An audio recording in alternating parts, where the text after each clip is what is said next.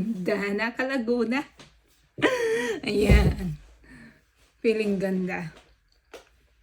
Good morning. Mabuhay Pilipinas. And I thank you. Yan, walang kamatayan. Same everyday. Today, papasok ako sa school, no work. School today is 12 to 4:30. Actually, 12:25 to 4:25. To be exact. Nag-aaral ako ng Danish language.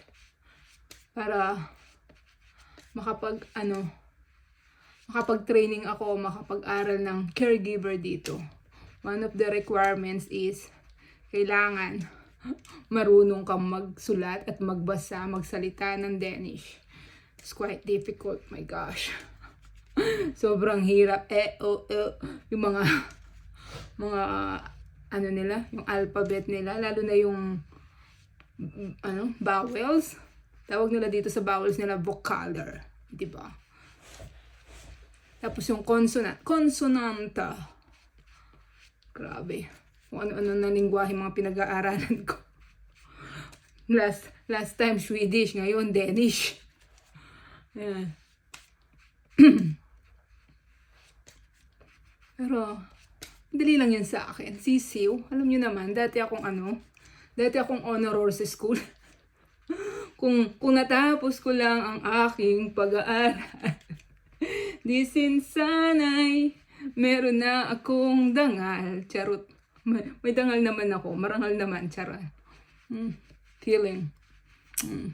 Yan.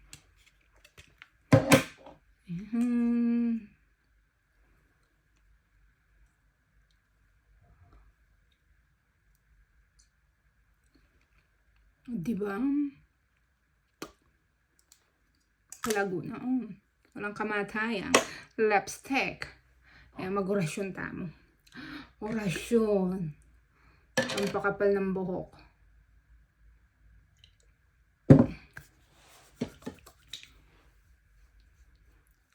Sa anit-anit lang.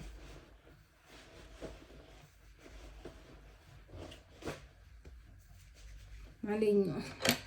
Malay mo, malay niya, Malaysia.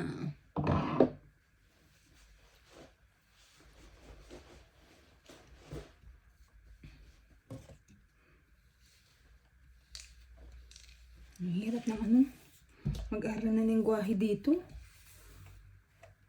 Kung sa English, dinudugo yung ilong nyo, mas lalo kayong duduguin yung, hindi lang ilong, pati mata. Tsaka tenga nyo, pati lalamunan. Grabe. Ano na yung mga alam ko?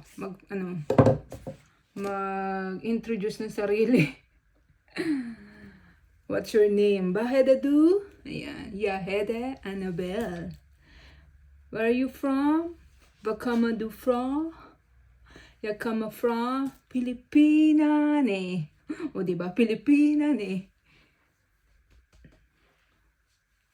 Mga ganun-ganun lang. Muna. Ang pinakamahirap yung numbering nila, guys. Grabe. Ano yung numbering nila? Nauuna yung dulo. For example, 25.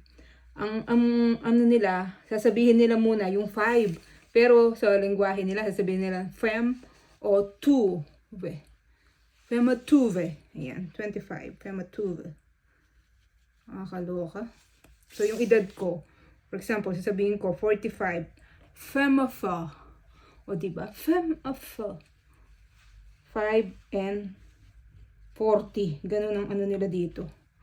Hindi ko alam bakit ganun ang lingwahe nila.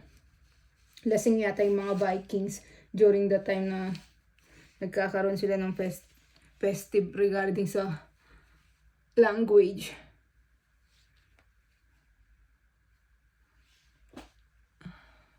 Pero nakakatuwa dito sa Denmark kasi kahit pag ganon, lalo na mahal ang tax. Mahal ang tax dito, guys. Yung tax na babayaran ko dito yan, mga nasa 39 plus 8% na mandatory. So, that will be 47. So, halos kalahati ng sahod mapupunta sa tax. Tapos, ang kinagandahan lang naman, gaya nung makalawa nga, nangyari sa akin yung emergency, di ba? yung healthcare nila free. So wala akong binayaran kahit 5 duling. Sinundo pa nga ako ng ambulansya dito, di ba? Tapos lahat ng blood test, lahat. Tapos kumain pa nga ako dun, lahat ng nga. Wala. Walang bayad. 0. So ramdam na ramdam mo naman yung binayad mo na tax. Hindi katulad sa bansang Pilipinas na ang hirap ipaglaban ng bansang Pilipinas.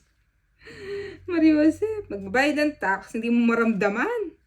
Kung lalapit ka pa sa gobyerno, pahirapan. Di ba nga, na-experience namin doon sa anak ko. Ay, kaloka. Pero I'm still grateful pa rin, kahit pa paano. May naitulong, di ba? Mayroong malaki pa rin yung naitulong, kung tutuusin. Pero dapat, ang mangyayari dyan, free na lang yung healthcare natin. Ito naman, ba't di pa pagbigyan? Kaya naman eh. Kung gugustuhin. Kaya lang kasi, ang mga nanunungkulan, mas gusto nila in favor sa kanila. Hindi para sa nakakarami, di ba? Sana isipin din naman nila yung nakakarami. Para umunlad tayo. Kasi, one of the nakakasanhi nga ng kahirapan, mostly yung healthcare. Yan. Tapos education. Ano pa ba? Trabaho. So, ayan na. Pwede na tayo for today. Have a good day. And I thank you.